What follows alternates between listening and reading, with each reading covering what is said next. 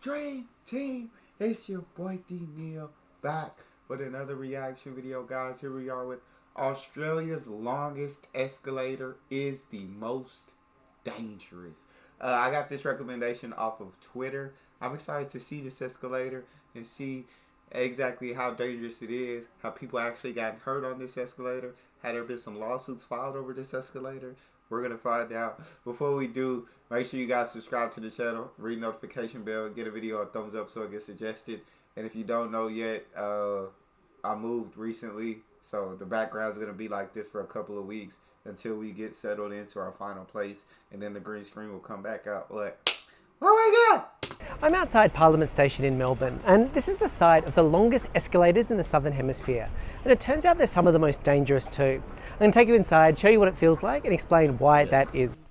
I want to see it. This is Parliament Station, and this video is going to be a little bit different because rather than featuring in it, I want to do my best to share what the feeling is like to ride these escalators and explain why they really are the most dangerous in Australia. So on your way to the station, you're going to be greeted by these bold signs that talk about the risk of these escalators. And the process of using Parliament Station is just like any other in the Melbourne Metro. There is one thing which is a bit different though. All of this yellow signage talking about the escalator danger. I swear to But God. let's do it. It's everywhere, boy. Everywhere. Do not slip. We not liable for you to slip it. Get a grip. Don't slip. We posted all of these warning signs, everything. So that when you decide that you don't want to get a grip, when you decide that you want to free-hand it and you get hurt, you can't say we didn't warn you. You know what I'm saying? You can't say we didn't have warnings surrounding you. Hundreds of them. I understand that, Australia. All right, well, let's go. And this is what the escalator looks like Jesus from the top. Christ, That is a long way down. And it doesn't take long to start to feel that you're more in a tunnel than you are on a set of moving stairs. And that is part of the issue. Parliament Station is part of the Melbourne Metro City Loop, and this station opened in 1983 and has since become one of the busiest in the city, with around 10 million passengers per year or around 35,000 people per day in normal times. At 30 metres, this escalator is long enough to take the title for the longest single-span escalator south of the equator, but it's still a long way off from the world's biggest, with one in the St. Petersburg Metro in Russia going for a staggering 138 metres.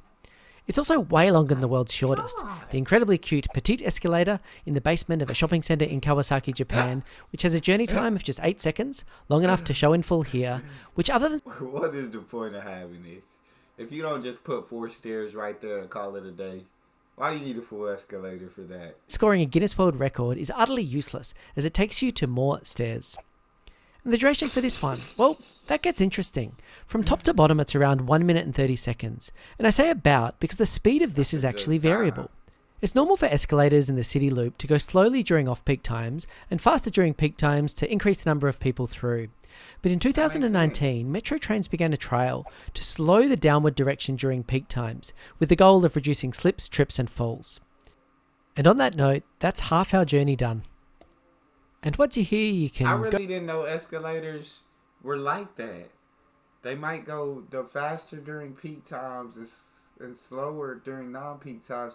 I thought, honestly, escalators just went the same speed no matter what time, no matter what day, no matter what. I just thought escalators, same speed, no matter the circumstances. But the escalator didn't look dangerous. It didn't look like it was going fast. It didn't look dangerous to me. Like, I don't know. Maybe I just don't find escalators dangerous, but it didn't look dangerous at all. go down another level, you can read the escalator danger signs, or go and catch your train. But I'll share some quick escalator facts. The first operational escalator was patented in 1892 and installed on Coney Island in New York as an amusement. And there was one study from Switzerland on escalator safety, and they found that falls were by far the biggest cause of injury, in particular amongst the elderly. And the injury types and the body regions that were impacted were much the same across the genders, but there was one key difference. Injuries associated due to alcohol, which I think might be best summed up by this video. The individual was quoted in the Daily Mail as... Oh my God! All of his future kids just got erased from existence. all of his future kids were absolutely erased from existence in that moment. Yeah, okay. I can see people getting drunk, people getting wasted, pissed, and deciding to do stupid stuff like this. Now I can understand how it could be dangerous. Or older people maybe lose their balance and slipping. I can understand that. Okay. Yeah. Dang, let's look at that freaking fall again, though. Which I think might be best summed up by this video. The individual was quoted in the Daily Mail as saying, "I drunk 10 pints so I didn't feel any pain." Oh my God! Metro Trains did a study with our drunk 10 pints so I didn't feel any pain until the morning. Metro Trains did a study with RMIT University and found that there were around 2 or 3 serious incidents a week on escalators, with this one of the most dangerous in the network, with injuries from falls resulting in facial cuts, bruises and emergency room visits. So let's head back up and I'll explain why. Now as we take this up, I'm going to face downwards so I can more clearly explain what's going on, but here's a view from the bottom. The safety study looked at 600 plus injuries and found that around half were due to falling backwards while travelling up on the escalator, and that was around twice as many as falling forward while going down. So what were the reasons? Well, the length and the fact that this is so busy in rush hour was part of the problem. But design was also a factor. As you can see, the ceiling of the tunnel descends with the escalators, and the stainless steel reflects some of the lights above, which can lead to spatial disorientation, and that leads to feelings of dizziness, vertigo and a loss of balance. And this is more likely to affect elderly people, who are the most susceptible to falls on escalators. Another factor is that while you're on it, due to those sloping ceilings, and unlike normal escalators which are open, there's no real horizon reference point. See all these lines? They actually run at 90 degrees to the escalator, not a true horizontal and not a true vertical. And this is one of the reasons why 28% of the falls were by people who had firm footings.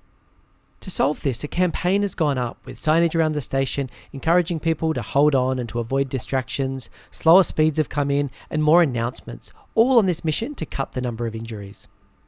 Now this escalator might not be Australia's longest for much longer. In Perth they're constructing the Airport Central Railway Station, which is due to open in 2022, and that's going to include a 35-metre escalator. And let's also hope that some of these safety measures work so it can lose its title as Australia's most dangerous. Yes, bro, yes. Like, we don't want to see our elderly, right, slipping up, falling. We don't want to see people getting spatial disorientation.